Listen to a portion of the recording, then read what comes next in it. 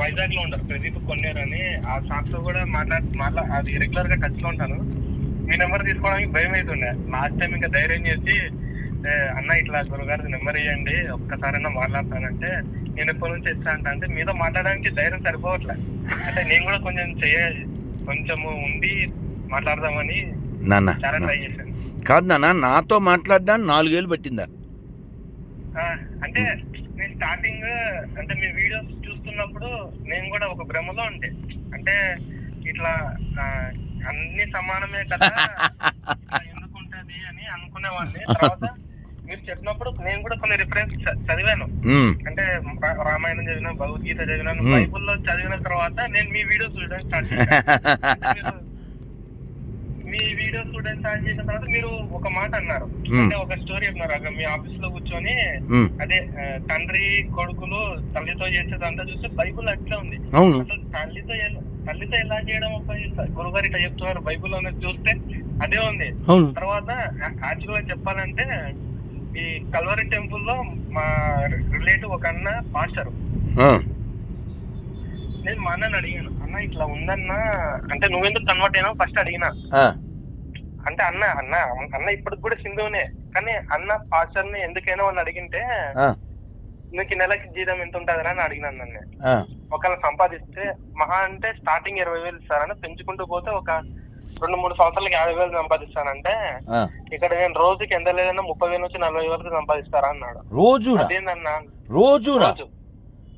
రోజు ఒక మనిషిని, ఇప్పుడు నేనున్న గురుగారు, నేను కల్వరి టెంపుల్ కి వెళ్తున్నా, నేను ఒక నెక్స్ట్ వీక్ సండే ఒక కొత్త మనిషిని పట్టుకొని పోతే నాకు 10,000 ఇస్తారు.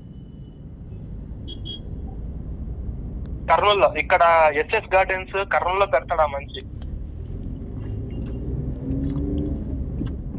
నేను అది విని షాక్ అయినా.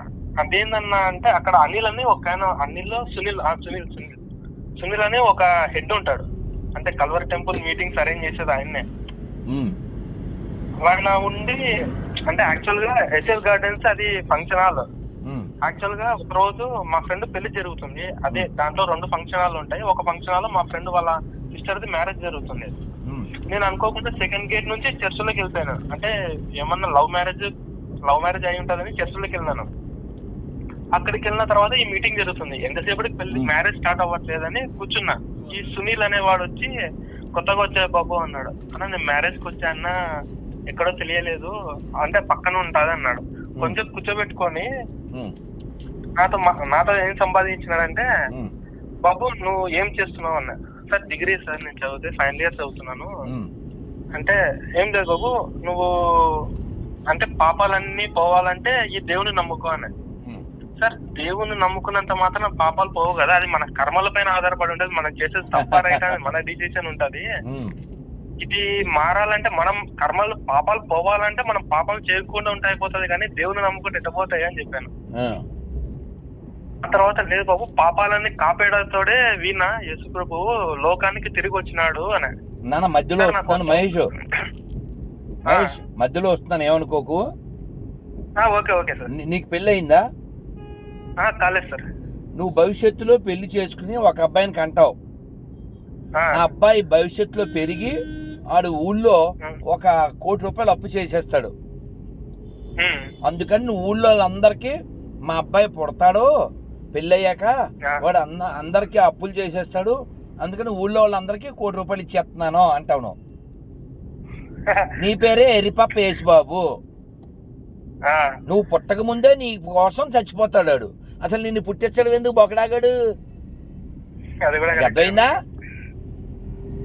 ఇప్పుడు కంటిన్యూ.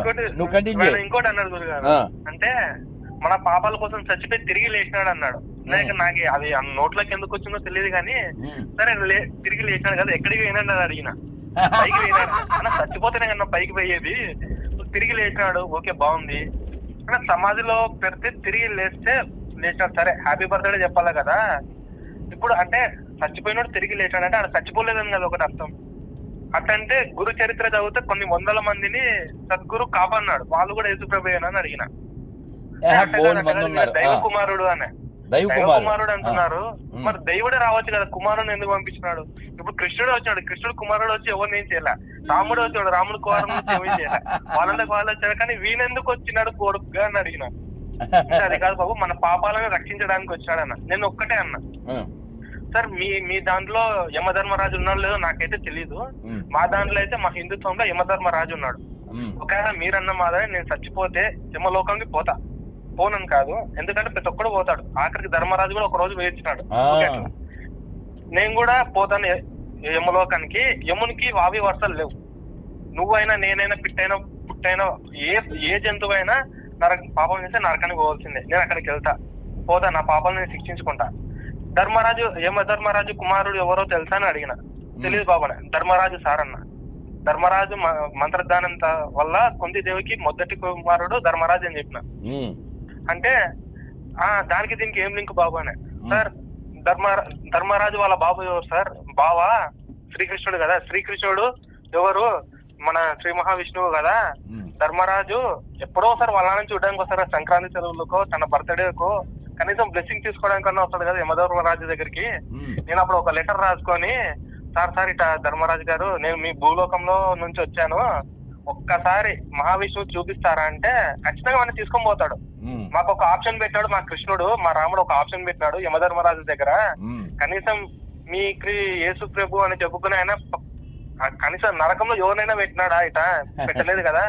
మా దేవుడు అయితే పెట్టినాడు.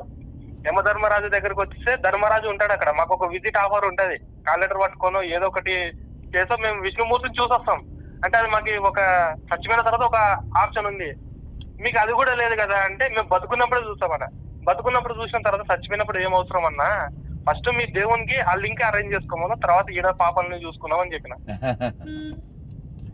అంతే కదా గురుగారు. మనం యమధర్మరాజు దగ్గర పోయినా ధర్మరాజు వస్తాడు, ఏ రోజు వస్తాడు, బర్త్డేకో లేకపోతే యమధర్మరాజు బర్త్డేకో సమ్మర్ హాలిడేస్కో కనీసం నాన్నపైన ప్రేమతో చూడడానికి వస్తాడు.